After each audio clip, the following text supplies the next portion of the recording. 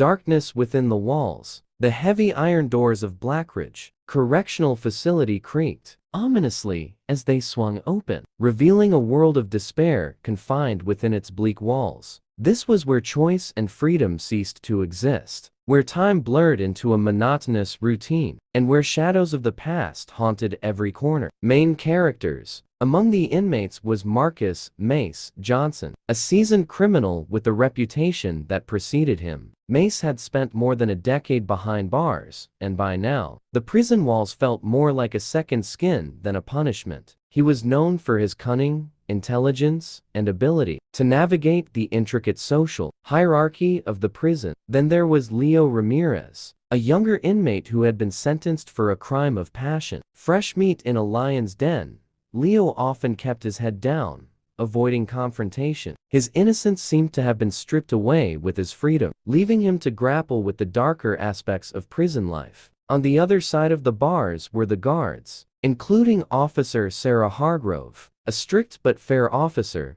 who had been working in Blackridge for years. While she had seen her share of violence and disrespect, she still believed in the possibility of rehabilitation. However, the harsh realities of the prison environment often clouded her ideals. Finally, there was Captain Fred Jenkins, a veteran guard known for his ruthless nature and questionable ethics. He was feared by inmates and even some of his peers, his presence commanding respect through intimidation. Captain Jenkins had eyes everywhere, and he thrived on keeping the power dynamic in his favor. Life inside the prison. Inside the squalid confines of Blackridge, every day was a battle for survival. Morning began with the shrill sound of the whistle as inmates lined up for roll call, faces blank and weary. The scent of disinfectant, mixed with something far more sinister, hung in the air, a constant reminder of the harsh reality they faced. Meals were scarce and unappetizing, a cold tray, filled with questionable meat and overcooked vegetables. Inmates either savored every bite or traded morsels for favors, forming transient alliances that could shift within a heartbeat. Trust was a currency more valuable than money, yet so easily betrayed. Tensions ran high in the recreation yard, where fights often broke out over petty disputes or unspoken rivalries. The sound of fists hitting flesh was a stark reminder of the primal world that existed within those walls. The network formation. Amidst this chaos, a clandestine network began to form. Mace, with his charm and wit, started recruiting other inmates into a covert operation to manipulate the system to their advantage. The idea was simple, yet dangerous: creating a means of communication with the outside world to smuggle contraband into the prison.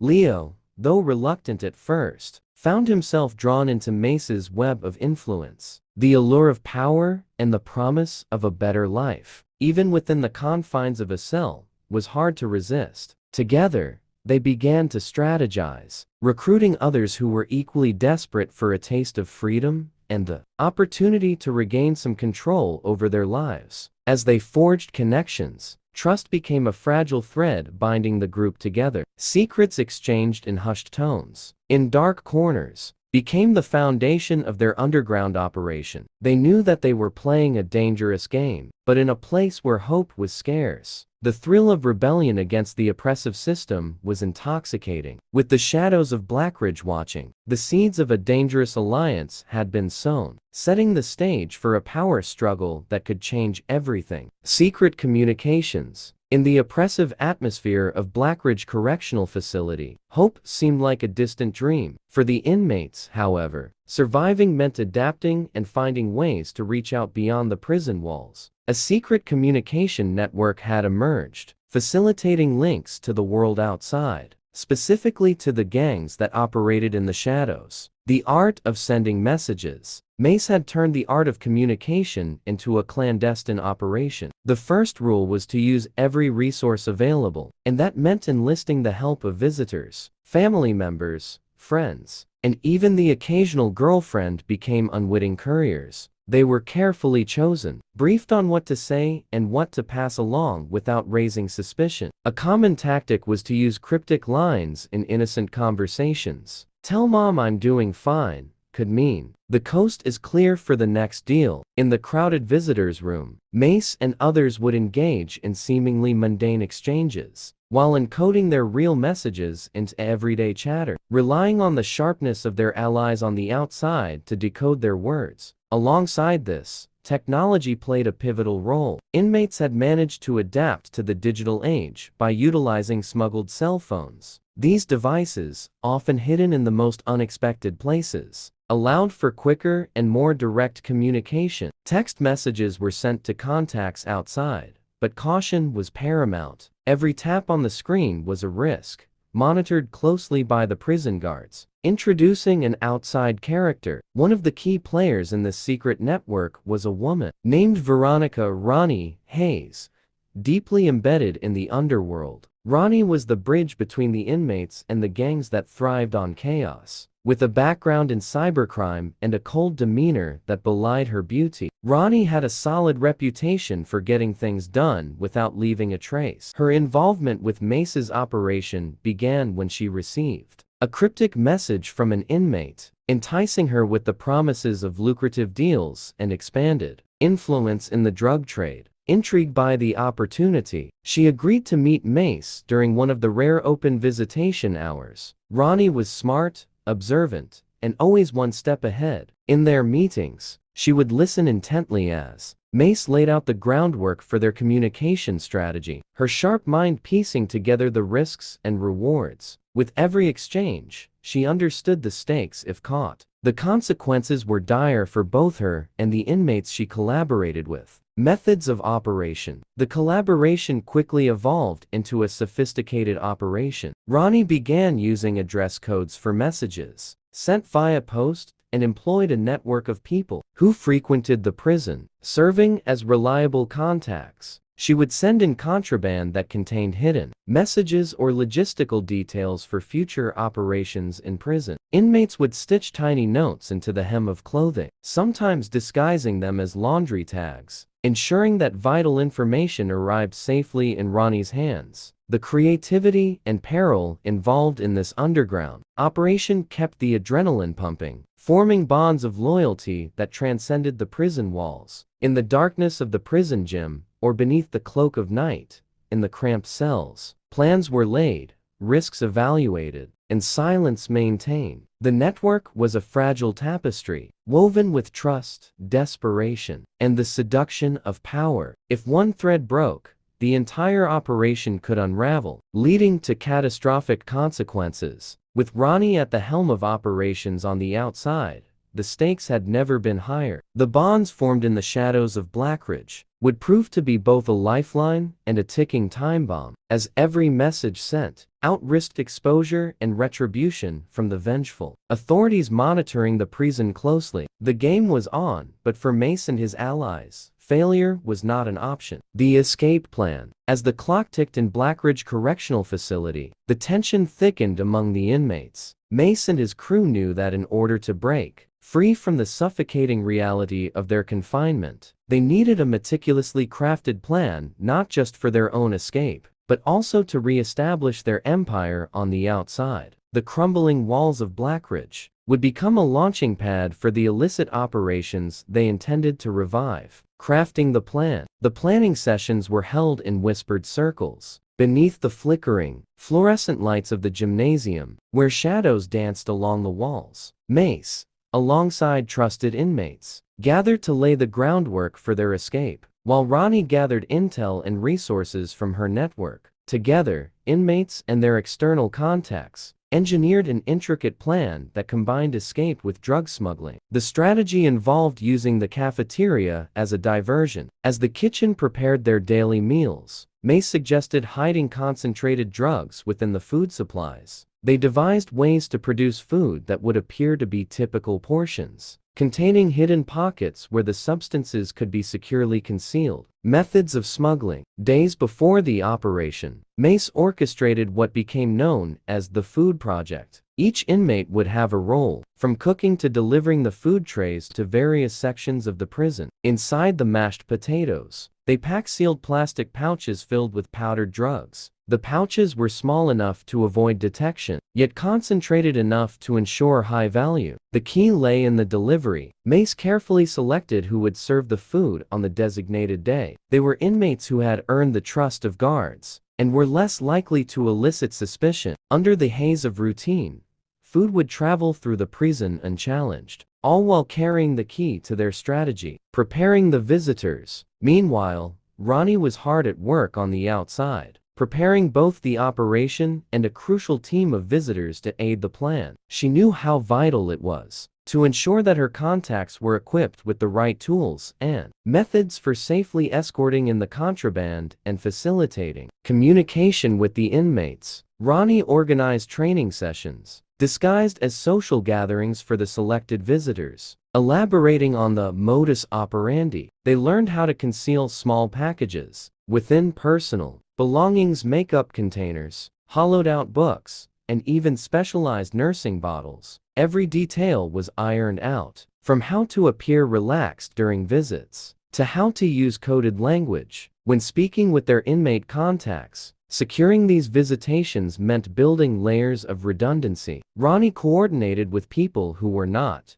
just casual supporters but were involved in the criminal underlife. Adding new layers of deception, she created false character profiles that painted her visitors as ordinary citizens rather than associates of the underworld. They became essential chess pieces in the elaborate game Mace and his allies were playing. Execution of the plan. As the day approached, a palpable sense of anticipation filled the air. Each inmate was acutely aware of the risks involved, understanding that failure could mean not just extended sentences, but severe consequences. Every move had to be calculated, every action deliberate. The combination of food smuggling and carefully orchestrated visits stood to become a turning point. This was Mace's chance to reclaim their standing within the drug trade and expand their influence, both inside Blackridge and far beyond it. With Ronnie leading the charge from outside, the prisoners felt a flicker of hope, the kind that could ignite a rebellion against their status quo. As Mace reflected on the plan, he realized that the lines drawn between inmates and criminals on the outside were beginning to blur. What was once a game of survival was evolving into a strategic offensive aimed at solidifying their positions in a world that had pushed them into the shadows. With the escape plan in place and the logistics of smuggling drugs woven into their strategy, the stage was set.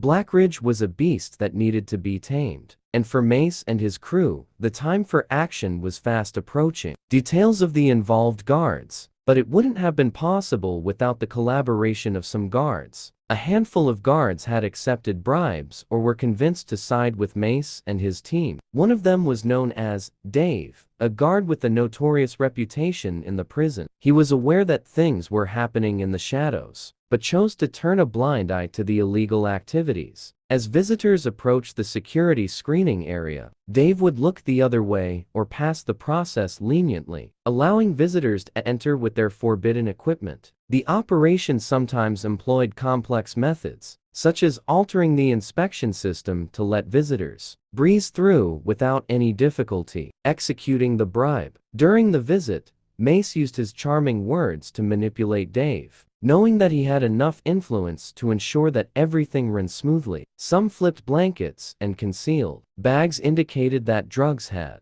been delivered safely, enabling Mace to use this vital tool to rebuild the system he represented outside. A path of hope began to unfold as enthusiasm started to rise among the inmates, who sensed they had found a solution to take control of their destiny. This was the moment they had been waiting for, step by step toward freedom and the restoration of their lost empire. As the operations escalated, the commitment among the inmates grew stronger, while tension rose among the guards, who were oblivious to the fact that a larger scheme was being woven in the shadows. In the end, the prison breakout was what Mace and his crew dreamed of, and this chapter was just the beginning of weaving the dark threads that had impacted their lives. The discovery, the underground smuggling network that had blossomed within the prison walls, did not remain hidden for long. Unbeknownst to Mace and his crew, whispers of their activities began to surface. fueled by a combination of intelligence, reports, and testimonies from other inmates who, feeling threatened or seeking their own gain, decided to alert the authorities. Intelligence reports. It started with a tip-off received by the prison's administration. An anonymous informant, whose identity remained shrouded in mystery, provided details about unusual activities during visitation hours. The reports indicated that certain guards were acting suspiciously, allowing inmates and visitors to exchange items that were strictly prohibited. As these reports accumulated and aligned, the prison officials recognized the need for an investigation. Police investigations. Soon, local law enforcement was brought in to investigate the allegations. Undercover officers were deployed to gather evidence and monitor activities within the prison. The investigation involved meticulous surveillance of both prisoners and guards, revealing an intricate web of bribes and hidden transactions. The officers set up a series of interviews with inmates who were often reticent, but the relentless pressure from the authorities gradually pried loose information about the smuggling operations. Interrogations. The investigators questioned several key figures, including Dave, the corrupt guard. Under the watchful eye of detectives, Dave tried to maintain his facade, but as the questioning intensified,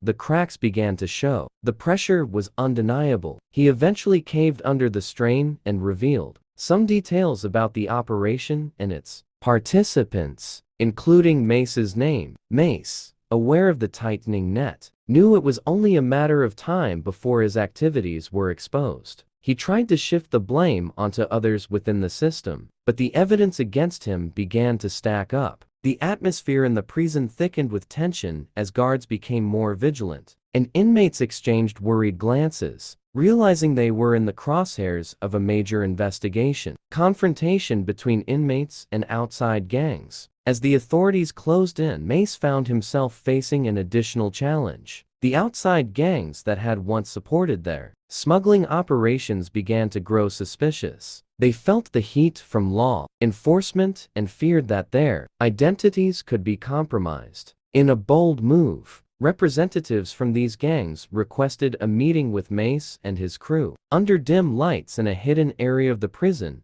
tensions escalated. The representatives were furious, accusing Mace of drawing unwanted attention and jeopardizing their operations. Mace, feeling cornered, had to tread carefully. He attempted to assure them that they had everything under control, but the growing animosity within the room was palpable. The confrontation highlighted a divide between the inmates and their external allies. Where once there had been mutual benefit, now mistrust loomed large. Each party was calculating its next move, and with law enforcement closing in, the precarious balance of power was on the brink of collapse. The discovery of the smuggling network changed everything. As the walls closed in around Mace, the stakes grew higher, setting the stage for a dramatic showdown that would determine the fate of everyone involved. The aftermath of the case. The eruption of the smuggling scandal sent shockwaves through the prison and the surrounding community, with intelligence reports mounting and undercover operatives gathering evidence. The authorities made their move, a series of coordinated raids that would lead to the arrest of several guards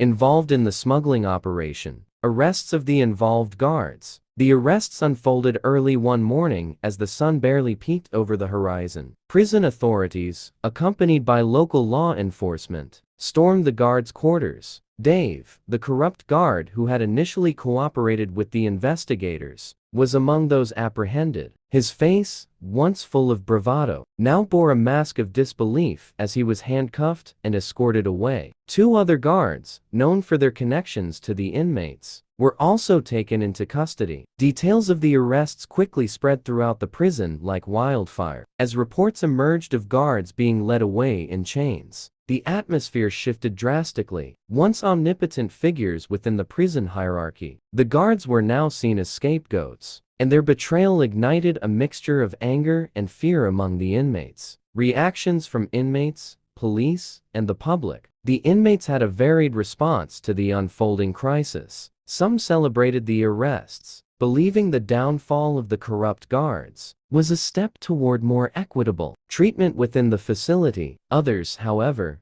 felt the tension mounting around them, worrying that the crackdown would lead to harsher conditions and stricter punishments for everyone. Law enforcement officials took a victory lap, announcing the successful operation to the public. Press conferences highlighted their efforts to root out corruption within the prison system, portraying the arrests as a triumph of justice. However, critics pointed out the systemic issues that had allowed such a network to flourish in the first place. Protests in front of the prison soon erupted, with a group of activists advocating for prison reform and accountability for all involved, not just the front-line guards.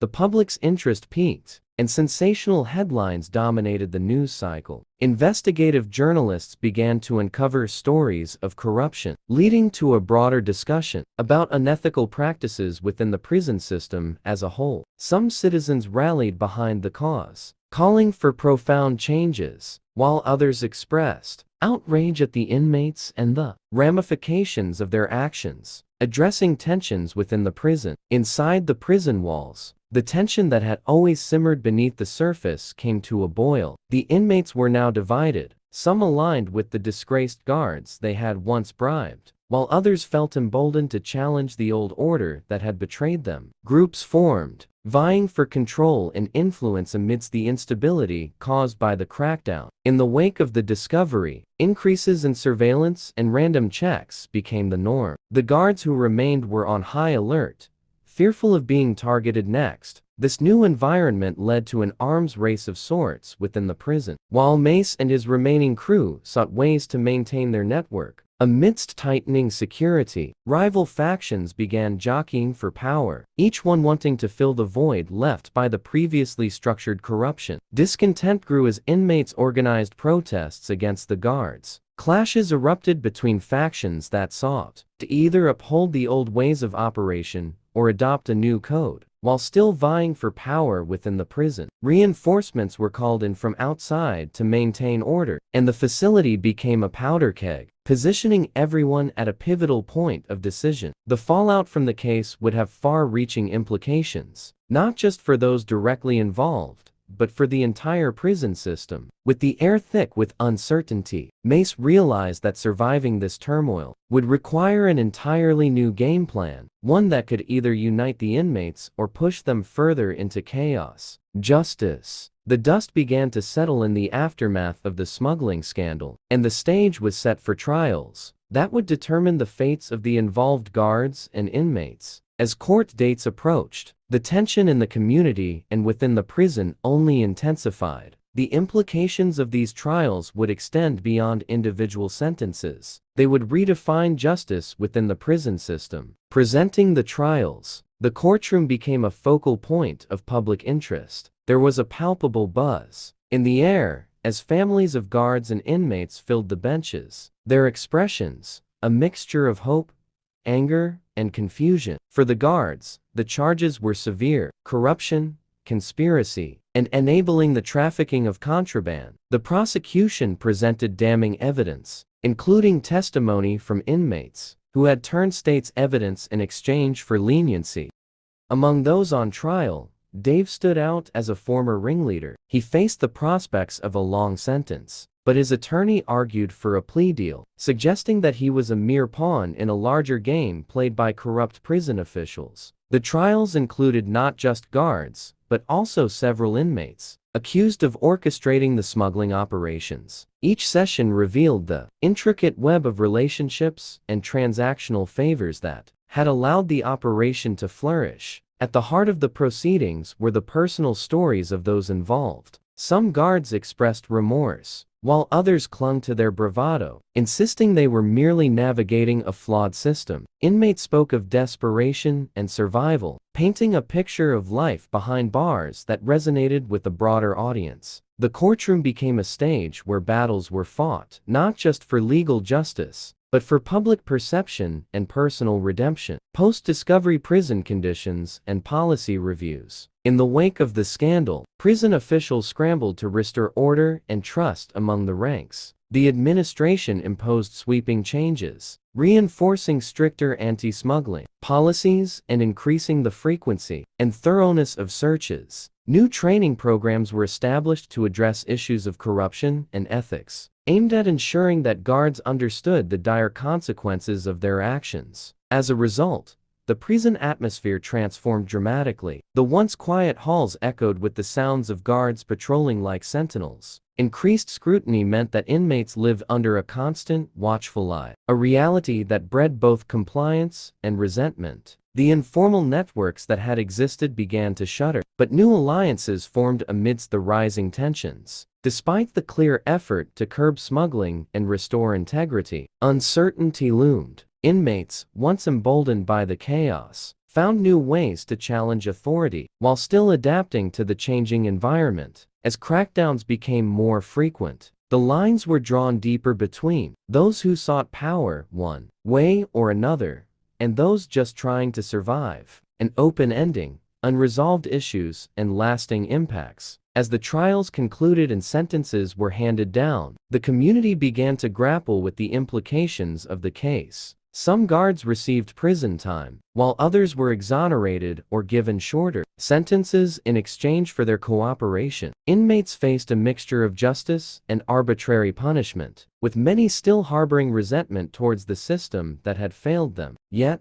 the trials did not resolve everything. Families were left fractured, unable to reconcile the actions of loved ones with the public perception of betrayal. Inmates anticipated their futures with uncertainty, knowing that the consequences of their past actions would haunt them even as they attempted to redefine their identities. Outside the prison walls, an ongoing debate unfolded about the efficacy of the justice system. Activists called for comprehensive reforms, arguing that the smuggling operation was merely a symptom of larger, systemic issues within the penal system. The community was divided, as some rallied behind increased oversight, while others feared that reforms could strip facilities of necessary resources and support. The questions lingered: had justice truly been served? Were the trials a definitive end to the corruption, or simply a temporary distraction? The effects of the scandal rippled through lives left in its wake sorrow, betrayal, and a renewed quest for redemption. In this turbulent landscape, one truth remained clear: justice, much like the lives of those behind bars, was complex, often fallible, and far from resolved. The stories of inmates and guards intertwined, creating legacies that would linger long after the verdicts, shaping the future of the prison and the lives it touched. The uncertain path forward left all involved grappling with a new reality, as the echoes of the past continued to reverberate in the corridors of confinement. Hope for change. As the tumult of the trials faded into history, a new narrative began to unfold within the prison walls, one centered around transformation and redemption. The revelations that arose from the smuggling scandal were not just a wake-up call. They galvanized a movement toward reform and innovation within the correctional system. Both inmates and advocates began to share a common vision: a prison environment that prioritized rehabilitation over punishment. New initiatives for reform. In response to the unrest and public outcry for change, the prison administration took bold steps to reimagine its approach. Partnerships were established with nonprofit organizations focused on criminal justice reform, mental health support, and addiction recovery programs. Skilled professionals, including social workers and counselors, were brought into work alongside the existing staff. This influx of new personnel brought fresh perspectives and a renewed commitment to improving the lives of those in the system. Workshops on conflict resolution,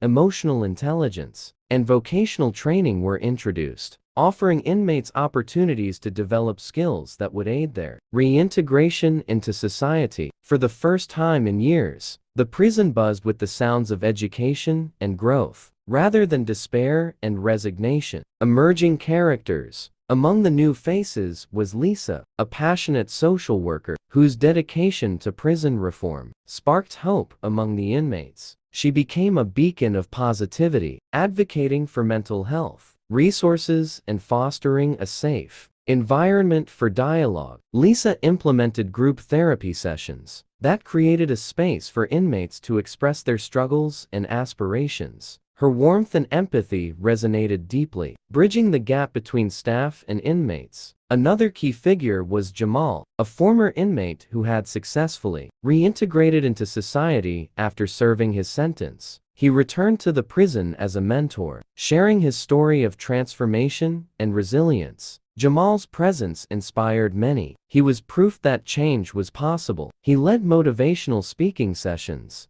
highlighting the importance of hope and persistence in the face of adversity. Together, Lisa and Jamal were instrumental in implementing a peer support program, allowing inmates to guide each other through challenges, share experiences, and offer insights into navigating the complexities of prison life. A vision of positive change. As reforms took root, the atmosphere inside the prison began to shift. Guards, once seen as adversaries, became allies in creating a more supportive environment. Programs that encouraged real conversations and collaboration between staff and inmates fostered mutual respect. The previously divided factions within the prison began to come together, united by a shared purpose, seeking a way forward. Inmates embraced the opportunity to engage in educational workshops and vocational training, leading to increased self-esteem and a sense of accomplishment. Many discovered talents they had never known, from artistry to carpentry, and the passion for learning sparked hope for a brighter future. With each passing day, the walls of the prison no longer felt like barriers, but rather stepping stones to a renewed life. Success stories emerged, and individuals began to dream beyond the confines of their prison sentences. Formerly, broken spirits found hope in the possibility of change. Some entered college courses, while others prepared for careers that would allow them to contribute positively to society. A positive conclusion. The transformation within the prison served as a testament to the power of hope and the resilience of the human spirit. The stories of Lisa, Jamal, and the many inmates who embraced change crafted a narrative of possibility. While challenges still existed, they no longer seemed insurmountable. The newfound commitment to justice, rehabilitation, and community reverberated with the strong message: change is achievable, and everyone deserves a second chance. As light filtered through the barred windows, illuminating faces filled with determination, the prison stood as a symbol of potential, a place where redemption, resilience, and renewal took precedence over despair. The journey towards reform was just beginning, but it was a journey imbued with promise, and the hope for change had taken root in the very heart of the institution. In the years to come, this chapter would be remembered not just for its struggles, but as the dawn of a new era, an era where the emphasis shifted away from punishment to the cultivation of hope, healing, and a chance for a better life. The prison, once seen as a dead end, transformed into a garden of possibilities where growth and change flourished, leaving an indelible mark on all who passed through its gates.